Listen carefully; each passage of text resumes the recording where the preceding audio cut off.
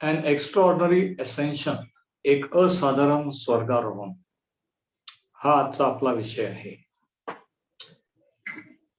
आणि सध्या पण प्रभू येशू ख्रिस्ताचं जीवन, प्रभू येशू ख्रिस्त कसा असाधारण, असामान्य आहे, अद्वितीय आहे, याविषयीच्या गोष्टीचा देवाच्या वचनातून अभ्यास करत आहोत.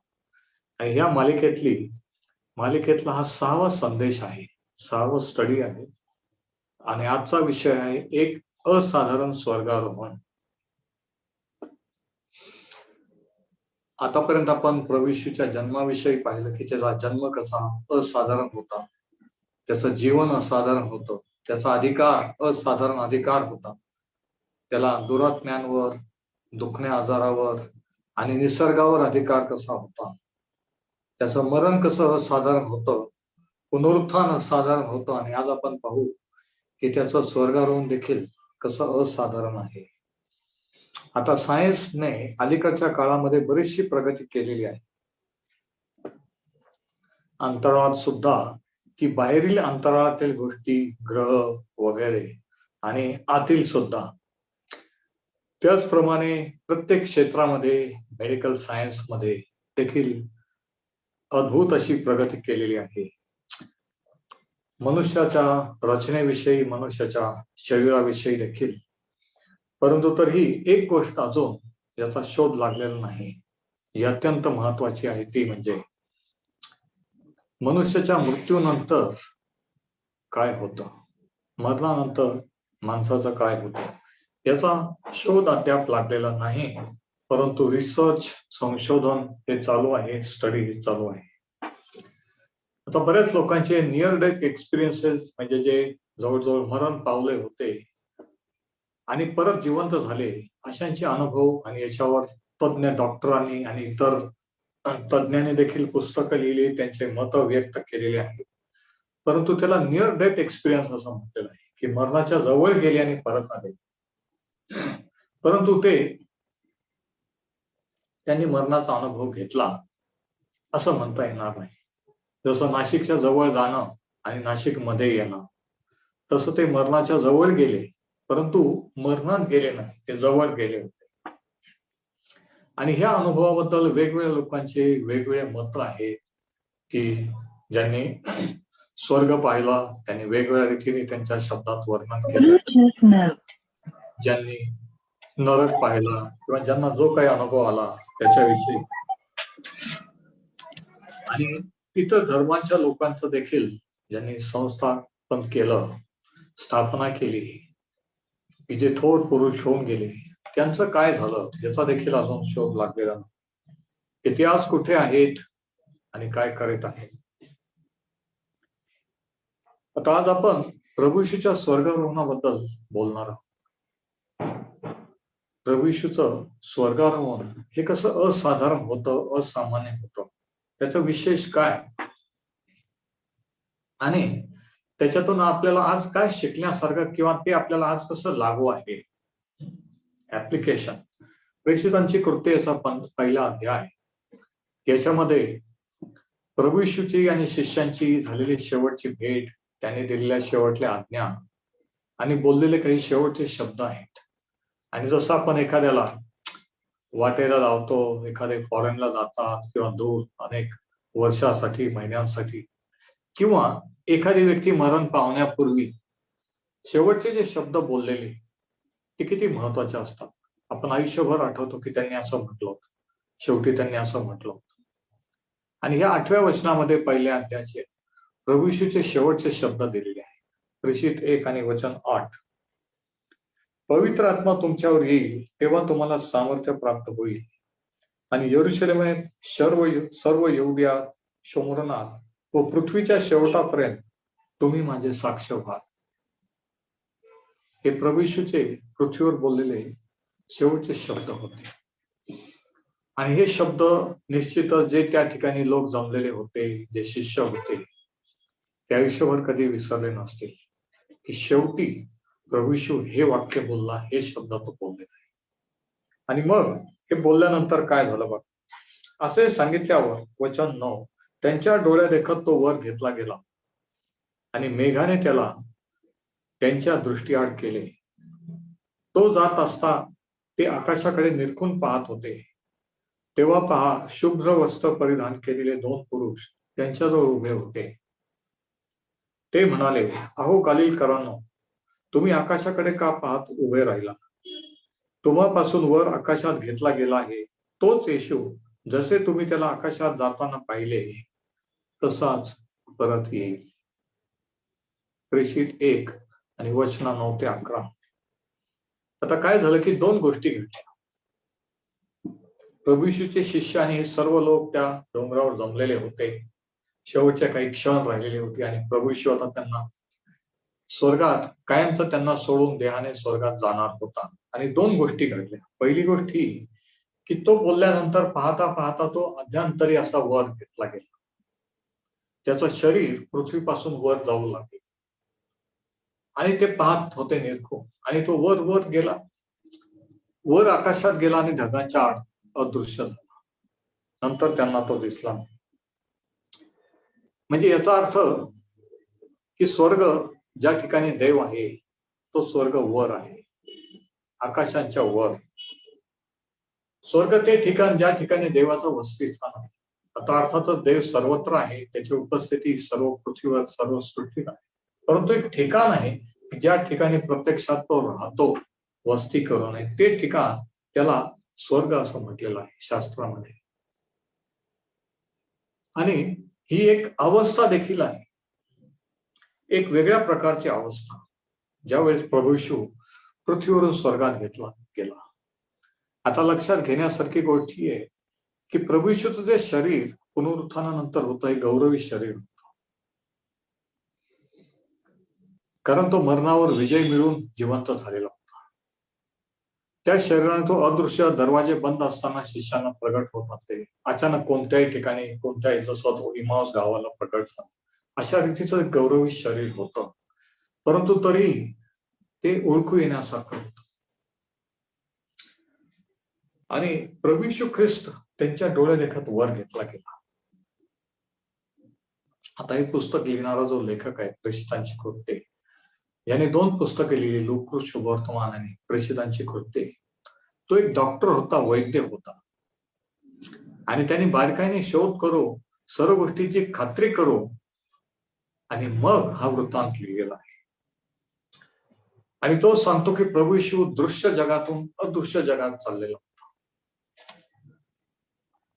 तो मर्यादित क्षेत्रातून अमर्यादित क्षेत्रात, नैसर्गिक याच्यातून आत्मिक क्षेत्रात गेला, असं त्यांनी लिहिलेलं आहे. आणि प्रभू येशू ख्रिस्त हा एकमेव अशी व्यक्ती आहे की जो पुनरुत्थित शरीराने स्वर्गात गेला. प्रभू येशू ख्रिस्ताशिवाय कोणीही नवीन गौरवी शरीराने ह्या पृथ्वीवरून, ह्या जगातून थेट स्वर्गात शरीराने गेलेला नाही. आणि ज्या वेळेस तो स्वर्गात पोहोचला त्यावेळेस तो देव आणि माणूस, म्हणजे देव माणूस असा होता. मानवी शरीर पण गौरवी शरीर होतं, आणि अर्थातच तो देव होता. आता पृथ्वीवर जगात जन्म घेण्यापूर्वी तो देव होता, पण त्यावेळेस त्याला ते शरीर नव्हतं जे आता त्याला मिळालं पुनरुत्थानानंतर. आणि म्हणून सर्व स्वर्गातील दिव्य दूत आणि सर्व काही आतुरतेने वाट पाहत होते की प्रभू येशू ख्रिस्त स्वर्गात कधी येईल. आणि पहिल्याच वेळेस त्यांनी, अनादी काळापासून पहिल्याच वेळेस त्यांनी प्रभू येशू ख्रिस्ताला मनुष्य रूप धारण केलेलं गौरवी शरीर आणि त्याचं दैवत्व, म्हणजे देव आणि मनुष्य या 2 गोष्टी एकत्र झालेल्या गौरवी मनुष्य, जो देव पण आहे मनुष्य पण आहे, असं त्या देवदूतांनी पाहिले. आणि किती अद्भुत ते दृश्य असते. सगळ्या स्वर्गाचं लक्ष लागलं असते. प्रभू येशू ख्रिस्ताची पृथ्वीवरील कामगिरी करू आता परत स्वर्गात येणार आहे. आणि त्याला ह्या स्वरूपात, ह्या गौरवी शरीरात पाहिल्यानंतर त्यांच्यामध्ये, त्या देवदूतांमध्ये एक प्रकारचं आश्चर्य, एक प्रकारचं उत्सुकता आणि एक प्रकारचं एक गांभीर्य किंवा एक भक्ती करण्याची वृत्ती झाली असेल आणि नक्कीच त्यांनी त्याची भक्ती आणि जय जयकार केला. आता प्रश्न असा आहे की what does the essential prove, म्हणजे स्वर्गारोहण काय सिद्ध करते? प्रभू येशूच्या स्वर्गारोहणाने काय सिद्ध होतं? 3 गोष्टी, 3 वेगवेगळे अधिकार जे प्रभू येशू ख्रिस्ताला आहेत ते सिद्ध होतात. पहिली गोष्ट, पहिला पॉइंट हा, the essential prove his right of ownership. स्वर्गारोहण प्रभू येशूचा सृष्टीवरील, स्वर्गात आणि पृथ्वीवरील मालकी हक्क दर्शवते. स्वर्गारोहण त्याचा मालकी हक्क दर्शवते. Essential prove his right of ownership, की तो स्वर्गाचा मालक आहे. तो ज्यावेळेस पृथ्वीवरून स्वर्गात गेला त्यावेळेस कोणी त्याला त्या ठिकाणी स्वागत करण्यासाठी दार उघडलं नाही किंवा आत घेतलं नाही, कारण स्वर्ग त्याचा आहे. आकाश, पृथ्वी, अंतराळ सर्व काही त्याचा आहे. तो पृथ्वीवरून स्वर्गात ज्यावेळेस गेला त्यावेळेस तो जसं काही घरी परत चाललेला. कलोस्सेकरास पत्र याच्या पहिल्या अध्यायामध्ये त्याच्याविषयी काय लिहिले आपण जरा वाचू. कोलोसियन्स चॅप्टर 1, कलोस्सेकरास पत्र याचा पहिला अध्याय आणि 15व्या वचनापासून आपण पाहू. तो अदृश्य देवाची प्रतिमा आहे, तो सर्व उत्पत्तीत ज्येष्ठ आहे. म्हणजे सर्व उत्पत्ती झाली त्याच्या पूर्वीपासूनचा तो आहे. कारण आकाशात व पृथ्वीवर असलेले, दृश्य व अदृश्य असलेले राजे, अधिपती, सत्ताधीश किंवा अधिकारी असलेले ते सर्व त्याच्यामध्ये उत्पन्न झाले. सर्व त्याच्याद्वारे व त्याच्यासाठी उत्पन्न झाले. म्हणजे आकाशात आणि पृथ्वीवर राजे, सत्ताधारी, अधिकारी आहेत. फक्त पृथ्वीवर राजे आणि अधिकारी आहेत असं नाही. अंतराळात सैतानाचं एक साम्राज्य त्यांनी साठलेलं आहे. अंतराळामध्ये दिव्यदूत देखील आहे. आणि या ठिकाणी सांगितले की आकाशात व पृथ्वीवर असलेले, दृश्य व अदृश्य असलेले राजे, अधिपती, सत्ताधीश किंवा अधिकारी असलेले ते सर्व त्याच्यामध्ये किंवा त्याच्याद्वारे उत्पन्न झाले. म्हणजे तो त्यांचा सर्वांचा निर्माण करता, उत्पन्न करता आहे.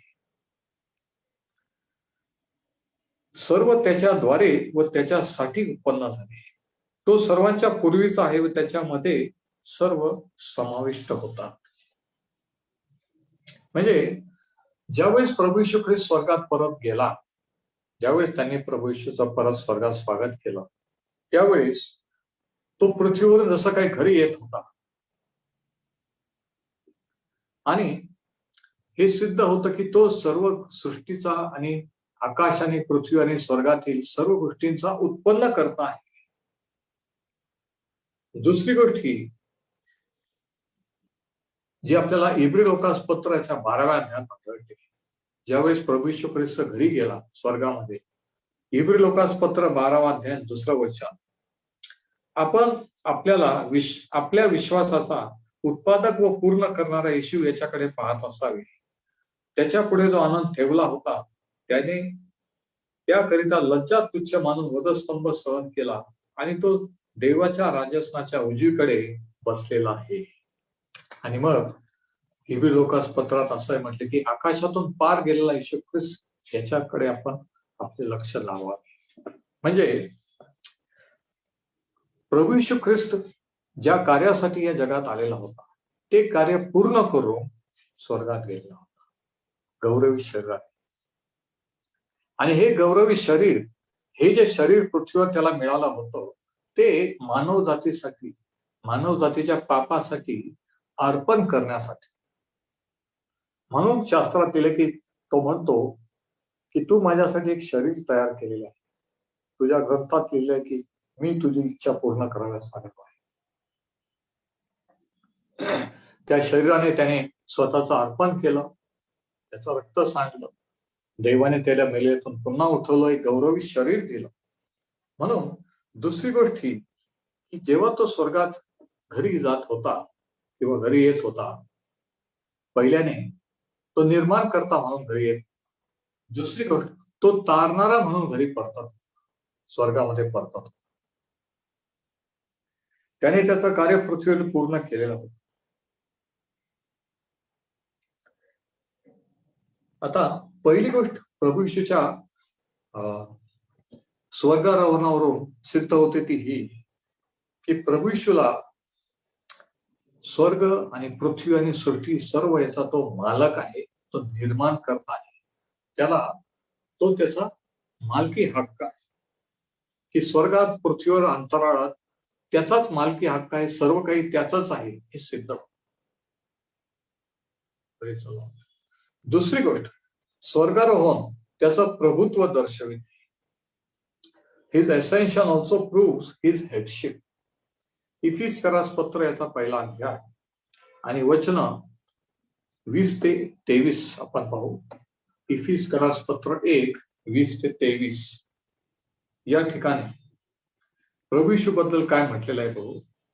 त्याने तीच कृती ख्रिस्ताच्या ठाई दाखवून त्याला मेलेल्यातून उठविले, म्हणजे देव पित्याने, आणि सर्व सत्ता अधिकार सामर्थ्य धनीपण सांप्रत व भावी युगातील, म्हणजे या युगातलं आणि येणाऱ्या युगातील कोणतंही नाव घ्या त्या सर्व उंच करून स्वर्गलोकी त्याला आपल्या उजवीकडे बसविले. त्याने सर्व काही त्याच्या पायाखाली घातले आणि त्याने सर्वावर मस्तक असे व्हावे म्हणून त्याला मंडळीस दिले. हीच त्याचे शरीर जो सर्वात भरतो त्याने ती भरलेली आहे. म्हणजे दुसरी गोष्ट काय की स्वर्गारोहणाने काय सिद्ध झालं, काय घडलं की प्रभू येशू ख्रिस्त त्याच्या मंडळीचं किंवा त्याच्या वधूचं मस्तक किंवा प्रमुख असा झाला. देवाची इच्छा होती की जगस्थापनेपूर्वी मानवजातीच्या निर्माणापासून जे काही देवाने निवडले लोक, जे त्याला माहित होतं की त्याच्याकडे वळतील, त्यांच्या आत्म्याचं तारण करण्यासाठी त्याने प्रभू येशूला पाठवलं आणि त्यांनी त्याच्यावर विश्वास ठेवून त्या पुत्र आणि कन्यानं जे प्रभू येशूवर विश्वास ठेवतील त्यांना गौरवात आणण्यासाठी पुष्कळ पुत्रांना त्यांना गौरवात आणायचं होतं. आणि हे पृथ्वीवरील वेगवेगळ्या देशातील वेगवेगळ्या जातीतून भाषेतून आलेले देवाचे लोक, प्रभू येशूवर विश्वास ठेवून वळलेले लोक, यांची एक नवीन जात जिला चर्च किंवा मंडळी म्हटलेला आहे, असा एक वेगळा ग्रुप, एक वेगळा गट देवाला तयार करायचा. ज्यावेळेस देव स्वर्गातून पृथ्वीवर पाहतो त्यावेळेस त्याच्या दृष्टीने 3 प्रकारचे लोक पृथ्वीवर जगामध्ये आहेत. एक यहुदी त्याने निवडलेले, दुसरी गोष्ट विदेशी, आणि तिसरे यहुदी आणि विदेशी यांच्यातून देवाकडे वळलेले प्रभू येशूवर विश्वास, ते म्हणजे चर्च किंवा मंडळी. यहुदी, विदेशी आणि मंडळी की ज्याच्यामध्ये दोन्ही आहेत, विदेशी पण आहेत आणि यहुदी पण आहेत. असे 3 कॅटेगरी, 3 प्रकारचे लोक शास्त्राच्या देवाच्या दृष्टीने पृथ्वीवर आला. म्हणजे देवाला एक पृथ्वीवर एक त्याचे विशिष्ट लोक तयार करायचे होते, ज्याला त्याने मंडळी किंवा चर्च असं म्हटलेलं आहे, जी ख्रिस्ताची वधू म्हणून ख्रिस्ताला, देव पित्याला ख्रिस्ताला अर्पण करायचे आहे. ती मंडळी, ते लोक तयार करण्यासाठी प्रभू येशूला त्याने जगात पाठवले, त्या लोकांना खंडणी देऊन त्या लोकांचं तारण करण्यासाठी. आणि ज्यावेळेस आपण प्रभू येशूवर विश्वास ठेवून त्याचे होतो त्यावेळेस आपण त्याच्या मंडळीत, त्याच्या लोकात त्याचे लोक असे होते आणि त्या मंडळीचा प्रमुख तो आहे. येशू ख्रिस्ताच्या मंडळीचे प्रमुख बिशप किंवा पोप नसतो. येशू ख्रिस्ताच्या मंडळीचा प्रमुख खुद्द प्रभू येशू ख्रिस्त आहे. आणि म्हणून 23व्या वचनात आपण वाचलं 22 आणि 23 मध्ये की तो मंडळीचं मस्तक असं आहे. मस्तक म्हणजे हेड किंवा मेन.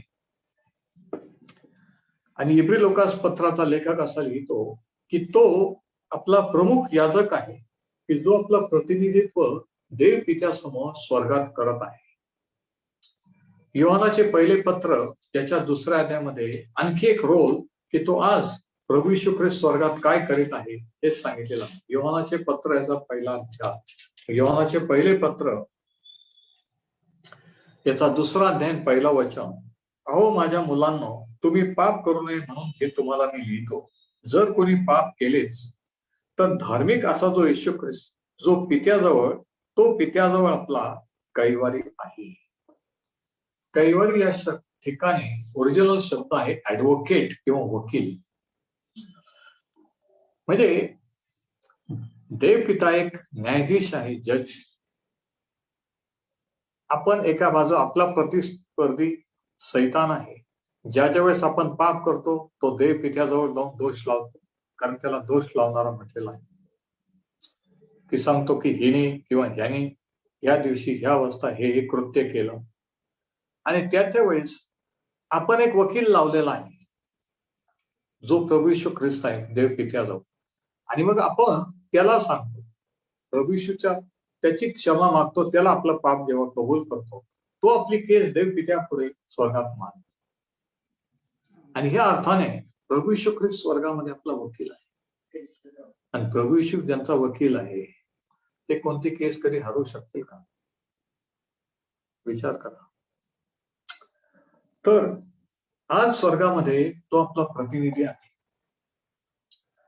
त्याने लहानचा मोठा या जगात झाला म्हणून या जगात काय दुःख आहे, काय असतात, हे सर्व सहन केलं. तर सर्व मनस्थितीतून परिस्थितीतून पार गेला. म्हणून कोणी म्हणू शकत नाही की देवाला काय माहितीये मी किती टेन्शन मध्ये, देवाला काय माहितीये की मला किती दुःख. की देव एक दिवशी या जगात येऊन गेला, तो पण लहानचा मोठा झाला. प्रत्येक वयात, प्रत्येक लेवलला, प्रत्येक वयोगटामध्ये काय काय फेस करावं लागतं, काय काय प्रॉब्लेम असतात, हे सर्व त्यांनी सहन केले. म्हणून आपण म्हणू नाही शकत की त्याला काय माहिती. तो सर्व परिस्थितीत पार गेला म्हणून आपला प्रमुख या जगात ठरला. दुसरी गोष्ट, तो आपला मध्यस्थ आहे देव पित्याजवळ. तो आपला कैवारी किंवा वकील. म्हणजे पृथ्वीवर राहून सैतान जे दोषारोप आपल्याला स्वर्गाच्या कोर्टात लावतो, ती प्रत्येक केस येशू ख्रिस्ताच्या द्वारे आपण जिंकू शकतो. हा त्याचा अर्थ. कारण प्रभू येशू आपला वकील आहे. आणि तो त्याच्या आत्म्याने आपण पृथ्वीवर या जगात असताना आपल्या सोबत आहे. तो आपल्या सोबत आहे. कारण आपण शास्त्राच्या दृष्टीने आपण त्याच्या हाडाचा हाड, मांसातला मांस. तो आपला मोठा भाऊ आहे असा नवा करार सांगतो. जसा तो देवाचा पुत्र, तसे आपण देवाचे पुत्र आणि कन्या आहोत. बऱ्याच जणांना हे खरं वाटत नाही, पण हे खरं आहे असं शास्त्र शिकवतं. आणि म्हणून ज्या ज्या वेळेस आपल्याला दुःख होतं त्या त्यावेळेस त्याला दुःख होतं. ज्या ज्या वेळेस आपला छळ होतो, विरोध होतो, त्यावेळेस त्याला दुःख होतं. म्हणून शाऊल जो नंतर पाऊल झाला, जो येशू ख्रिस्ताच्या मंडळीचा आणि लोकांचा छळ करीत होता, त्यांचा वध करीत होता, नाश करीत होता, ज्यावेळेस त्या दमास्कसच्या रस्त्यावर प्रभू येशूने त्याला दर्शन दिलं, भेट घेतली, त्याला म्हटलं की शाऊला शाऊला तू माझा छळ का करतोस? शाऊल प्रभू येशूचा छळ करीत होता का? नाही. शास्त्र सांगतं की येशू ख्रिस्ताचे नाव घेणारे जे त्याच्याकडे वळले त्यांचा तो पृथ्वीवर छळ करीत होता. पण प्रभू येशू स्वर्गातून दर्शन देऊन म्हणतो की तू माझा छळ का करतो? म्हणजे देवाच्या, प्रभू येशूच्या लोकांचा पृथ्वीवर छळ झाला तर देवाला दुःख होतं, प्रभू येशूला दुःख होतं. आपला छळ होणं म्हणजे त्याचा छळ होणं, आपल्याला विरोध करणं म्हणजे त्याला विरोध करणं, आपली निंदा करणं म्हणजे त्याची निंदा करणं. म्हणजे तो आपल्या बरोबर आयडेंटिफाय होतो. Praise the Lord. आणि तिसरी गोष्ट, स्वर्गारोहणाने काय सिद्ध होतं? The ascension also proves his kingship. Ascension also proves his kingship. त्याचा राज्याधिकार किंवा तो राजा आहे हे स्वर्गारोहणावरून सिद्ध होतं, प्रगट होतं. इफिसकरास पत्र याच्या पहिल्या अध्यायाचं 21 वचन बघा, जे आपण वाचलं त्याच्यामध्ये पाऊल काय लिहितो बघा. आणि सर्व सत्ता, अधिकार, सामर्थ्य, धनीपण, सांप्रत आणि भावी युगातील कोणतंही नाव घ्या, त्या सर्व उंच करू स्वर्गलोकी त्याला आपल्या उजवीकडे बसवी. त्या सर्वांवरून उंच करू म्हणजे सर्वात उच्च स्थानी जिथे देव पिता आहे त्या ठिकाणी प्रभू येशू ख्रिस्त देव पित्याच्या उजवीकडे आहे. बाकी सर्व त्याच्या खाली आहे. Praise the Lord. म्हणजे काय की तो राजांचा राजा, देवांचा देव, प्रभूंचा प्रभू आहे, हे स्वर्गरोहणाने सिद्ध होत. की तो स्वर्गातून जिथून आला तिथं तो परत गेला, त्याने उच्च स्थानी आरोहण केले. याच्यावरून तो राजांचा राजा आहे, त्याचा राज्याधिकार प्रगट होतो. म्हणजे त्याची सत्ता कुठवर आहे, कोणकोणत्या क्षेत्रावर आहे हे प्रगट होतं. त्याची सत्ता किंवा अधिकार क्षेत्र फक्त स्वर्ग नाही, तो पृथ्वीवर असताना फक्त पृथ्वीच नाही, तर स्वर्ग, पृथ्वीवर, अंतराळात, अखिल सृष्टीमध्ये सर्व जे काही निर्मिती आहे सर्वांवर त्याचा अधिकार आहे, त्याची सत्ता आहे. म्हणून प्रत्येक सत्ता आणि अधिकार हे त्याच्या अधीन आहे. जेव्हा तुम्ही आणि मी प्रार्थना करतो येशूच्या नावात, साधी गोष्ट समजू नका. जेव्हा आपण सैतान दुरात्म्यांना म्हणतो येशूच्या नावात, साधी गोष्ट समजू नका, कारण त्यांना आपल्यापेक्षा जास्त येशू ख्रिस्त माहित आहे. ते आपल्या जन्मापासून हजारो वर्षापासून त्याला पाहत आहे, हे दुरात्मे. म्हणून त्यांना माहिती आहे की येशूचं नाव घेतल्यावर काय करायचं आणि काय नाही करायचं. कारण सर्व सत्ता आणि अधिकार, त्याच्या सर्वात उच्च अधिकार हा त्याच्या हाती आहे. म्हणून अंतर महत्वाचं नाहीये, it is a matter of dominion, not distance. तो जरी उंच स्वर्गात असला तरी त्याची सत्ता संपूर्ण सृष्टीवर, स्वर्गात, पृथ्वीवर आणि पृथ्वीखाली आहे. तो सर्वज्ञ आहे, त्याला सर्व काही माहित आहे. कान्या कोपऱ्यात सृष्टीच्या कुठं काय चाललं पृथ्वीवर, तो सर्व समर्थ आहे. तो त्याच्या इच्छेने काही करू शकतो, त्याने उत्पन्न केलेला आहे आणि तो सर्वत्र आहे, त्याच्या आत्म्याने.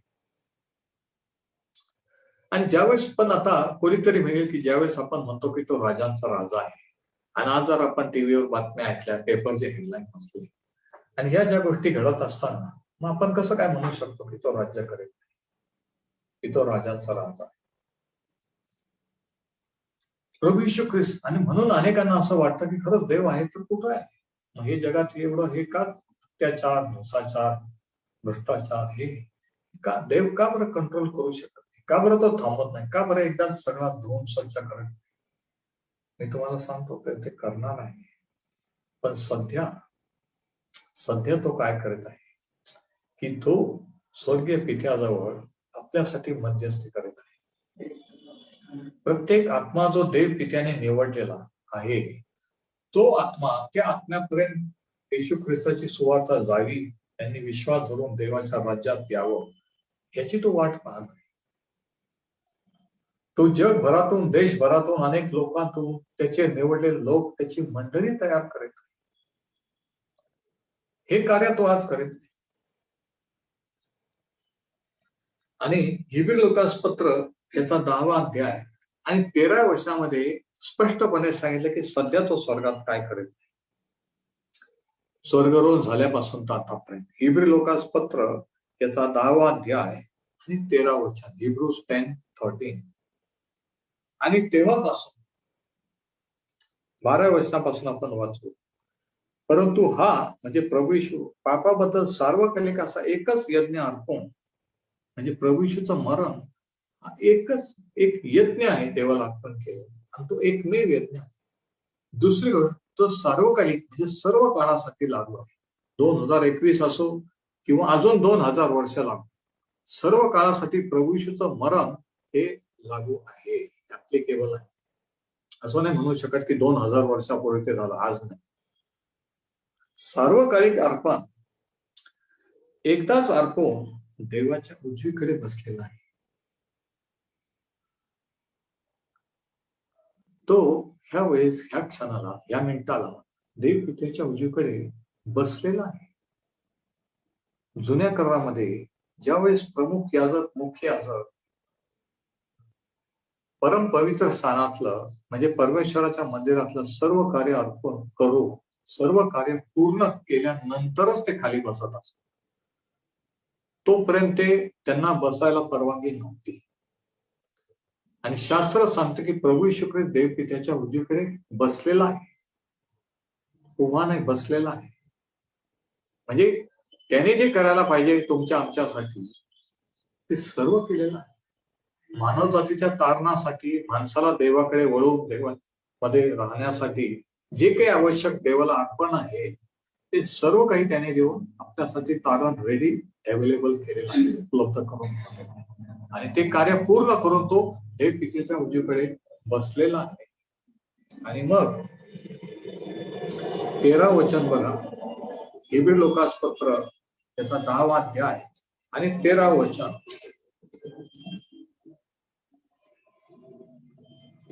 आणि तेव्हापासून स्वर्गारोहण झाल्यापासून आणि तेव्हापासून आपले वैरी आपले पादासन हो तोपर्यंत वाट पाहत आहे. काय करतो? वाट पाहत आहे की पृथ्वीवर जगातील त्याला विरोध करणारे, देवाला विरोध करणारे त्याचे वैरी यांच्यावर विजय मिळवत नाही तोपर्यंत तो वाट पाहत आहे. तो थांबून आहे की देवाचे निवडलेले लोक देवाच्या राज्यात यावे आणि मग तो जगाचा न्याय करणार आहे. मग त्याच्या विरोधांना, त्याच्या वैऱ्यांना तो शासन करणार आहे. म्हणजे आता जे लोकांना वाटतं की देव काहीतरी का करत नाही, काहीतरी का करत नाही, हा कृपेचा काळ आहे. देवाने पश्चाताप करून त्याच्याकडे वळण्याचा समय मानव जातीला दिला. आणि हे जवळजवळ 2 वर्षाच्या कोरोनाच्या काळात गेले की सर्व जग स्टॉप केलं त्याने. किती विशेष आहे. मी ज्यावेळेस विचार करत होतो की एक अदृश्य व्हायरस जो डोळ्याला दिसत नाही तो अख्खं जग थांबवू शकतो. म्हणजे एक बारीकशी गोष्ट घेऊन देव काय करू शकतो? सगळं जग जिथल्या तिथं थांबवू शकतो. सगळे दैनंदिन व्यवहार, जे लोक म्हणतात आम्हाला काही नाही, सगळ्यांना घरात बसवलं. देवाने जर ठरवलं तर तो काही करू शकतो. आमेन. कोणी किती म्हटलं टाइम नाही, काही नाही, तो 1 मिनिटात सर्व जग स्टील थांबवू शकतो, स्टॉप करू शकतो. आणि ते केलं आणि सर्व जगाने पाहिलं. जे विश्वास ठेवणारे नव्हते त्यांना पण ते पण शुद्धीवर आले, ते पण मानायला लागले की असं होऊ शकतं, काही पण होऊ शकतं. म्हणजे बघा, मोठं काहीतरी कृत्य केलं ना, एक छोटीशी गोष्ट. मग मी असं म्हणतो, छोटस जर केलं तर एवढं झालं, मोठं काहीतरी केलं तर काय? आपण कुणी जिवंत तरी लोक म्हणतात की नाही आम्हाला मोठं काहीतरी देवाचं कार्य पाहिजे, मोठं काहीतरी पाहिजे. अरे छोटस पाहिलं तरी एवढं झालं, तर मोठं पाहिल्यावर काय होईल? जरा विचार करा. तर प्रभू येशू ख्रिस्त पृथ्वीची सत्ता काबीज करो, जी माणसाने सैतानाच्या हाती दिली. आणि म्हणून माणूस आणि सैतान आणि त्याचे दुरात्मे माणसांचा, देशाच्या गव्हर्नमेंटचा, राजांचा, सम्राटांचा ताबा घेऊन पृथ्वीवर जो राज्य करीत आहे, सैतान त्याचे दुरात्मे टेम्पररी, ते त्या पृथ्वीवरून, त्या जगातून देवाचे निवडलेले लोक त्याच्याकडे येण्याची प्रभू येशू ख्रिस्त वाट पाहत आहे. तो टाइम दिलेला आहे. तो हा कृपेचा काळ आहे. जेव्हा शेवटचा आत्मा जगात येईल त्यावेळेस कृपेचा काळ संपेल. येशू ख्रिस्त त्याचे लोक, त्याची मंडळी वर घेईल आणि मग जगावर न्यायाचा, महासंकटाचा काळ सुरू होईल. हे शास्त्र सांगत. आणि आतापर्यंत जे शास्त्रात लिहिलं ते पूर्ण झालं. जसं त्याचं मरण, त्याचा जन्म, पुनरुत्थान आणि इतिहासातल्या गोष्टी, तसं हे देखील पूर्ण होणार आहे निश्चितच.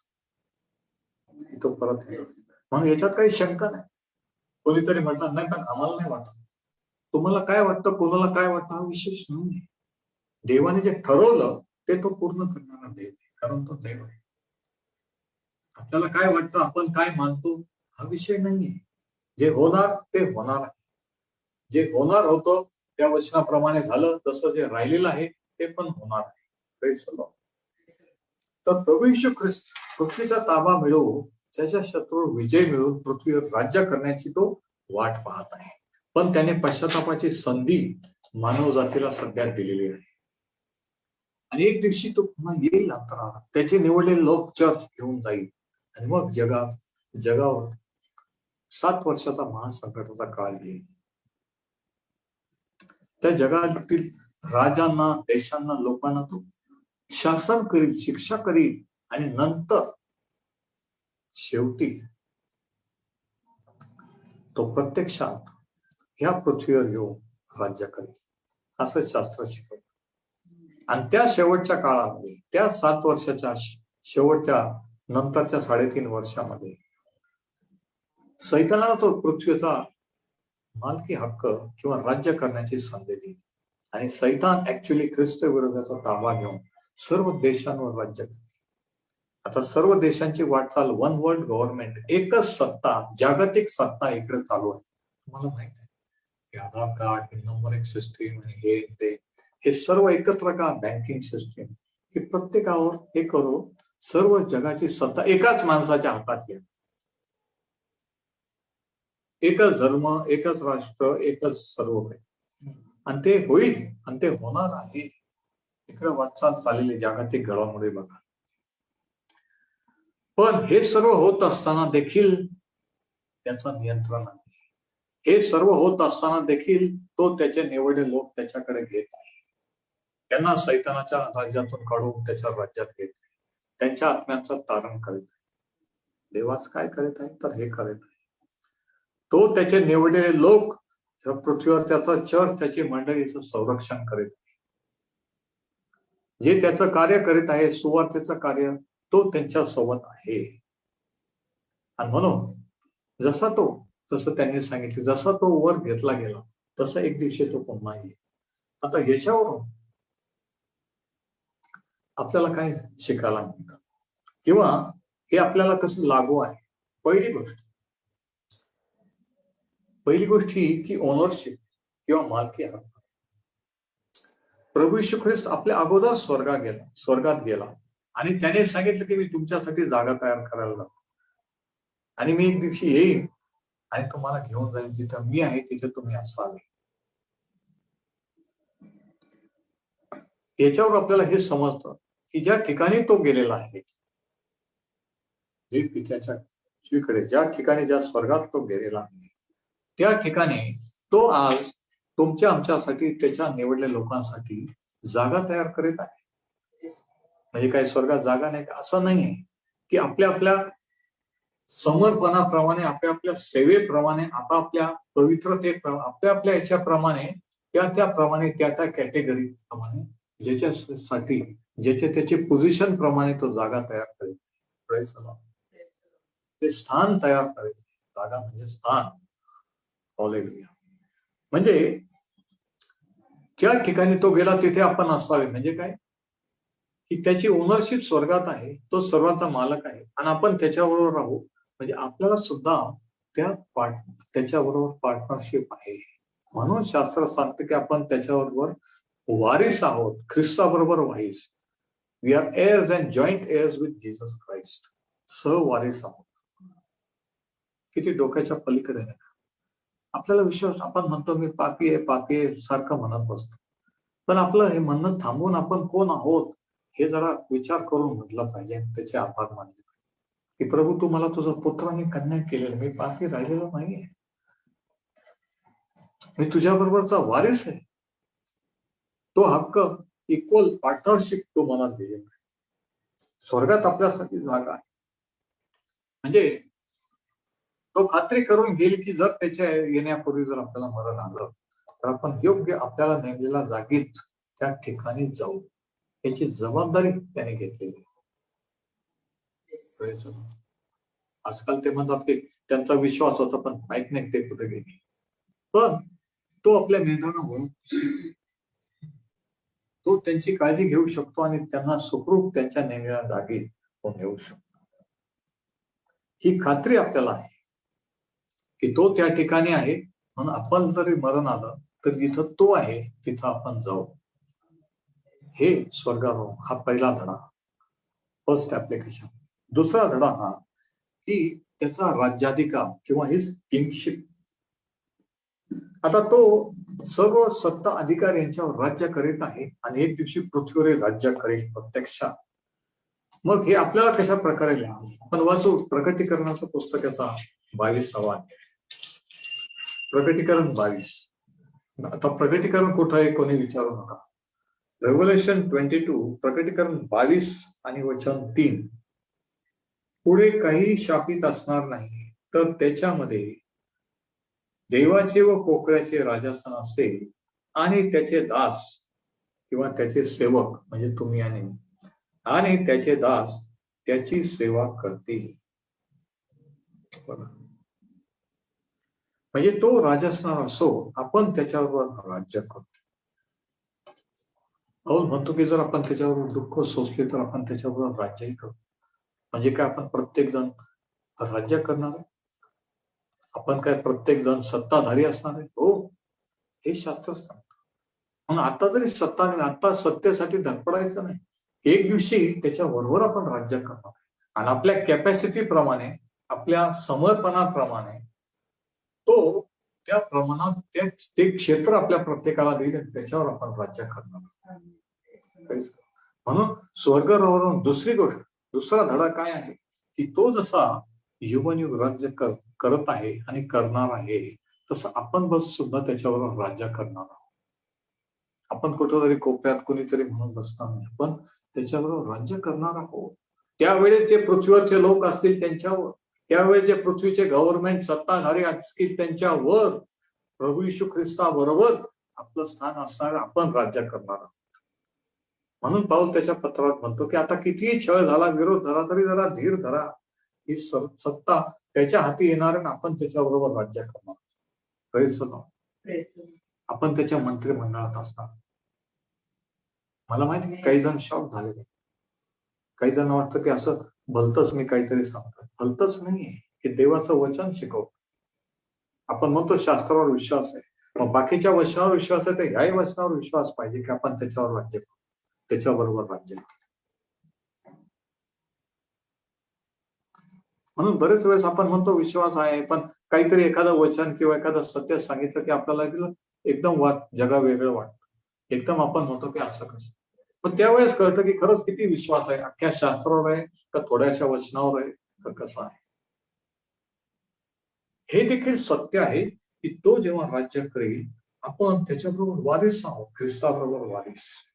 आणि म्हणून जगातील कोणताही धर्म, कोणताही विश्वास माणसाला इतकं उच्च स्थान देत नाही की पतन पावलेला माणूस देव त्याचा नाश करण्याच्या ऐवजी त्याचं तारण करतो आणि जे स्थान त्याने गमावलं ते स्थान त्याला परत देऊन त्याच्या बरोबरीला घेतो. फक्त ख्रिस्ती विश्वास, फक्त पवित्र शास्त्र. आणि म्हणून प्रभू येशूचं स्वर्गारोहण हे इतकं महत्वाचं आहे. तो स्वर्गातून आला आणि स्वर्गात गेला आणि परत येण्याचा टाइम झालेला आहे. प्रश्न असा आहे की आपण तो आपला देव, आपला प्रभू आहे का? आपण त्याच्यावर तारणारा म्हणून विश्वास ठेवलेला आहे, त्याच्याकडे वळलेला नसेल तर अजून पश्चातापाची संधी. एक दिवस येईल तेव्हा फार उशीर झालेला असेल. परमेश्वर हे वचन आशीर्वादित करू. आपण इथे थांबू आणि पुढच्या भागामध्ये आपण प्रभू येशूचं परत येणं, दुसरं येणं, असाधारण परत येणं याविषयी पाहूया की ते परत येणं कसं असाधारण आहे. Praise the Lord.